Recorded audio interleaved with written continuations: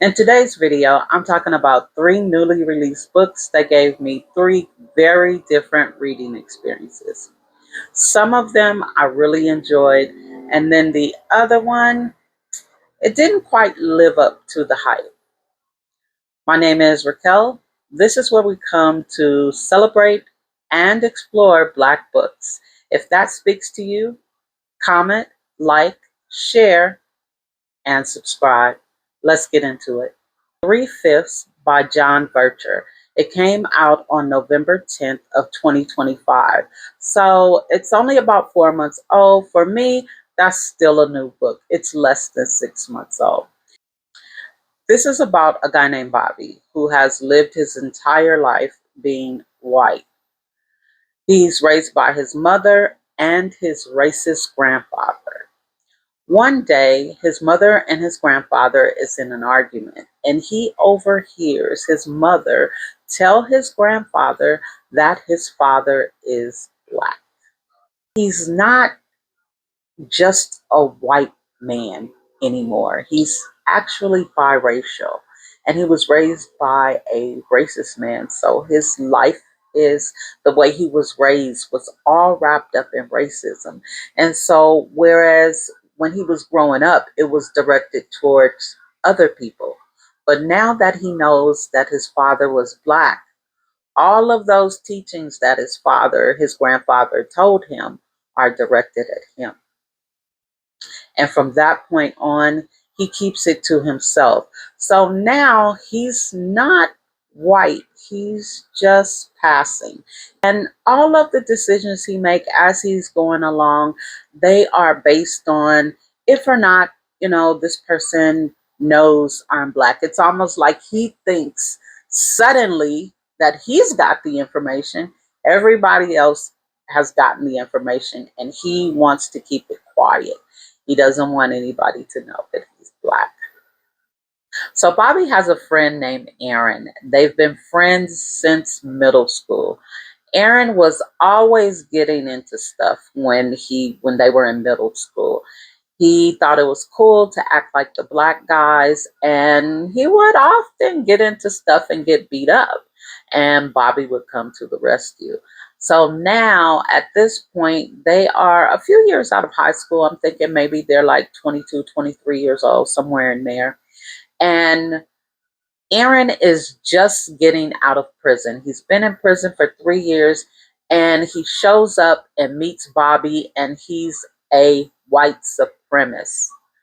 And Bobby just don't get it. Like, how do you go from being called a wigger to being a white supremacist? Like, that is like literally all the way on the other side of the spectrum. This is where things really change for Bobby. They are out on, hanging out. First day he's out, and Aaron, he attacks this Black guy. I mean, beats him to a bloody pulp. Forces Bobby to take off and leave this guy there bleeding. And it gets really tough for Bobby because now Bobby is aware of what Aaron is capable of. And Bobby doesn't know what Aaron will do if he finds out that Bobby is Black. So that he and Aaron, from the time that Aaron gets out of jail and they start hanging together, this has changed Bobby's whole perspective. At this point, Bobby feels like he's in danger. They're also, trying to figure out if or not anybody saw them. Are the police after them? So there's a lot going on. This is where it shifts for me. If Aaron finds out that he's Black, that it won't end up well. And what this made me think about was how information can literally change your perception of the world or the perception of you from the world. He went from being a white guy and, just everything is fine to knowing that his father is Black. to feeling like he's in danger. This was a really good book. I did enjoy it very much. Now, let's get into The Keeper of Lost Children by Sadeqa Johnson. Now, this one is historical fiction. It centers around the Brown Baby program. This story has 3 points of views, and there's Ali, Mabel, and Sophia. Ali's story stood out to me more, and so Ali is a black man who is in the army. He goes over to Germany during World War II. He has all these bright ideas. He's ambitious. He's, focused. He knows what he's doing. He gets over there, falls in love with a German woman. And all of a sudden, like all of his ambition and goals and plans just sort of fall out the window. Like everything he had planned or thought that he was going to do just falls out the window. Um, he's in love with this German woman, but he's in the military. So his time is really not his own. He cannot stay if he want to stay. This is a temporary situation. He's an American. So he's only there for whatever period of time, and then he's going back to America. Now, this is 1950s. Although the army was segregated, but the general population of Germany was not. But they frowned upon these German women, being with these black military men. And so when he falls in love with Joka, that's where things kind of take a shift. He is suddenly sent back to America, and he's forced to leave his love behind. That part kind of really stayed with me because there are a few points in there that I don't know, I just didn't quite understand why he didn't work that out better. Then you have Mabel Grammer. So Mabel is the wife of a military soldier, and they are both stationed in Germany. She is, out and about enjoying her day, and she wanders across this orphanage, and she realizes that these are biracial children. She began to volunteer at this orphanage and realizes that these are the babies of American soldiers and German women, that they can't keep them for, many different reasons. A lot of it being they can't afford to take care of them. Some women are married and already have husbands. You have young women who live with their families who it's not okay with it because it's out of wedlock. And number two, these are brown babies. So, yeah, they're just not cool with it. So, there are a lot of children in orphanages. And so she comes up with this great plan to have Black American families adopt these babies, and I love that. But the road to heaven is paved with good intentions, and it don't always work out the way we want it to. But I loved her part of the story. And then we have Sophia. Sophia is a teenage girl who lives with her family on a farm. She feels kind of the way she describes it to me is sort of like Cinderella and that wicked stepmother. So her mother is not very nice. She works in the farm and she's like working from sun up to sundown, not just her, but her siblings. And so she winds up getting like a scholarship to go to this prestigious white boarding school.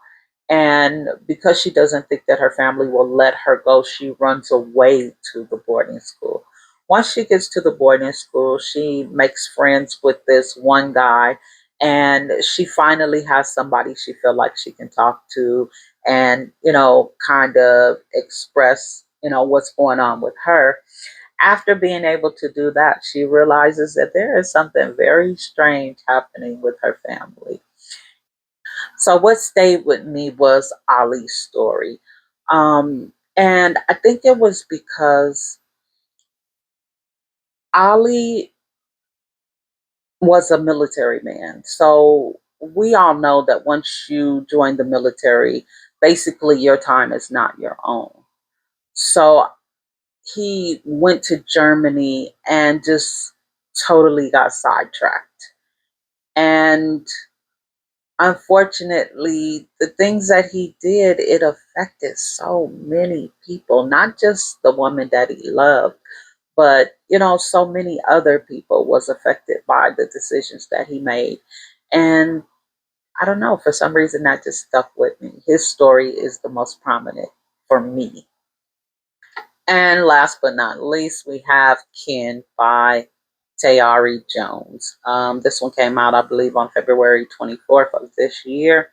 So this is about a story of two young girls who are best friends. They have known each other all their lives. They live next to each other. They both also have lost their mothers in two different ways. So one girl has lost her mother to death. Her mother died. She lives with her aunt, and her aunt is going to do everything that she can to make sure that this girl has a good life. And she does, go to college and do all these wonderful things. She runs in affluent circles. She just has a successful life. The other girl, she lost her mother, but her mother walked away. And so when she turns 18, she sort of leaves home. I want to say run away from home, but she sort of just leaves home on this hunt to find her mother.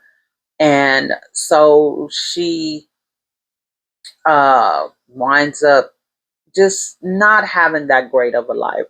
She goes through a lot of trials and tribulations and struggles, and she left home with not very much money. So everything is a struggle for her. And she is kind of gives you the idea that she's obsessed with finding her mother. Like any woman who fits the attributes that she thinks her mother has, she thinks that that is her mother.